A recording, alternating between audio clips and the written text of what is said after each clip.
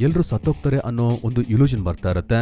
Sudden ಆಗಿ ಹೇಳ್ತಾನೆ. ಇದು ನೋಡ್ಬೇಕಾದ್ರೆ ಪಕ್ಕದಲ್ಲೇ ಒಬ್ಬ ಸೂಟ್ ಕೇಸಲ್ಲಿ ಸೋಪನ್ನ ಹಿಡ್ಕೊಂಡು ನನ್ನ ಹೆಸರು ಟೈಲರ್ ಡರ್ಡನ್ ಅಂತ ಇಂಟ್ರೊಡ್ಯೂಸ್ ಮಾಡ್ಕೊಂತಾನೆ. ವಿಚಿತ್ರ ಅಂದ್ರೆ ಇಬ್ಬರ ಸೂಟ್ ಕೇಸ್ ಕೂಡ ಸೇಮ್ ಟು ಸೇಮ್. ಇದನ್ನ ಕರೆಕ್ಟ್ ಆಗಿ ನೆನಪಲ್ಲಿ ಇಟ್ಕೊಳ್ಳಿ. ಇದೇನಕ್ಕಂತ ನಿಮ್ಗೆ ಲಾಸ್ಟಿಗೆ ಅರ್ಥ ಆಗುತ್ತೆ. ಹಂಗೆ ಸ್ವಲ್ಪ ಹೊತ್ತು ಮಾತಾಡ್ತಾರೆ.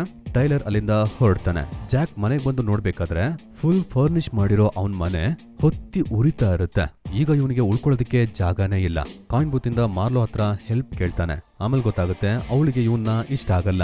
ಸಡನ್ ಆಗಿ ಏನಾಗುತ್ತೆ ಅಂತ ಗೊತ್ತಾಗಲ್ಲ. ಟೈಲರ್ ಕೊಟ್ಟಿರೋ ವಿಸಿಟಿಂಗ್ ಕಾರ್ಡ್ ಇಂದ ಟೈಲರ್ ಡರ್ಡನ್ಗೆ ಫೋನ್ ಮಾಡ್ತಾನೆ. ರಿಂಗ್ ಆಗುತ್ತೆ, ರಿಸೀವ್ ಮಾಡಲ್ಲ. ಹೊರಗಡೆ ಹೋಗೋಣ ಅನ್ನೋಷ್ಟ್ರಲ್ಲಿ ಮತ್ತೆ ಫೋನ್ ರಿಂಗ್ ಆಗುತ್ತೆ. ಇವನಿಗೆ ಏನೆಲ್ಲ ಆಯ್ತೋ ಎಲ್ಲವನ್ನ ಟೈಲರ್ ಹತ್ರ ಎಕ್ಸ್ಪ್ಲೈನ್ ಮಾಡ್ತಾನೆ.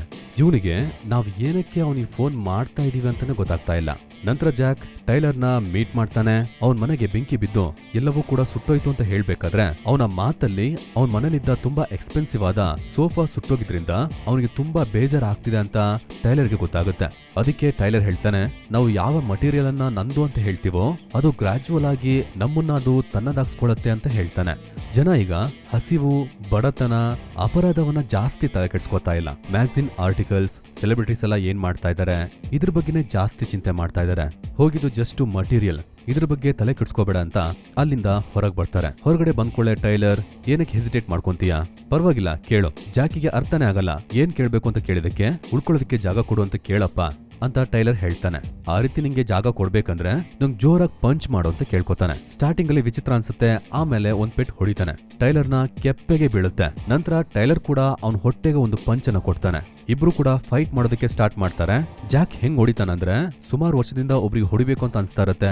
ಅವನ್ನ ಹೊಡೆದಂಗ್ ಹೊಡಿತಾನೆ. ಇವರಿಬ್ಬರ ಹೊಡೆದಾಟ ಮುಗಿದ್ಮೇಲೆ ಇಬ್ರು ಕೂಡ ಕುತ್ಕೊಂಡು ಚಿಲ್ ಆಗಿ ಒಂದು ಬಿಯರ್ ಹೊಡಿತಾರೆ. ಜಾಕ್ ಹೇಳ್ತಾನೆ, ಒಂಥರ ಚೆನ್ನಾಗಿತ್ತು ಈ ಫೈಟ್. ಇದೇ ರೀತಿ ನಾವು ಫೈಟ್ ಮಾಡ್ತಾ ಇರ್ಬೇಕು ಅಂತ ಹೇಳಿ ಟೈಲರ್ನ ಕೆಲಸ ಏನೋ ಅವನು ಒಂದೇ ಕೆಲಸವನ್ನ ಮಾಡ್ತಾ ಇದ್ದಾನ, ಡಿಫ್ರೆಂಟ್ ಆಗಿ ಕೆಲಸ ಮಾಡ್ತಾ ಇದ್ದಾನ, ಎಲ್ಲವನ್ನ ಇವನು ಅರ್ಥ ಮಾಡ್ಕೋತಾನೆ. ಟೈಲರ್ ಫುಡ್ ಸರ್ವ್ ಮಾಡೋ ಕೆಲಸನೂ ಮಾಡ್ತಾನೆ, ಪ್ರೊಜೆಕ್ಟಿಂಗ್ ಕೆಲಸವನ್ನ ಕೂಡ ಮಾಡ್ತಾನೆ.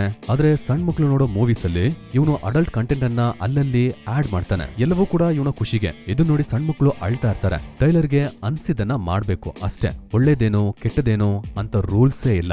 ಇವನಿಗೆ ಒಂದೇ ಗೋಲ್, ಜನರಿಗೆ ಹಿಂಸೆ ಕೊಟ್ಟು ಅವರು ನಿಜವಾಗಿ ಹೆಂಗಿರ್ಬೇಕು ಅಂತ ಅನ್ಸುತ್ತೋ ಆ ರೀತಿ ಅವ್ರನ್ನ ಇರೋ ಹಾಗೆ ಮಾಡೋದು. ಇವನು ಬಾಳ್ತಾ ಇದ್ದ ಮನೆಯಲ್ಲಿ ಎಲೆಕ್ಟ್ರಿಸಿಟಿ ಇಲ್ಲ, ಪ್ರಾಪರ್ ಆದ ನೀರಿನ ವ್ಯವಸ್ಥೆ ಕೂಡ ಇಲ್ಲ. ಇವನಿಗೆ ಪಕ್ಕದ ಮನೆಯವರು ಅಂತ ಕೂಡ ಯಾರು ಇಲ್ಲ.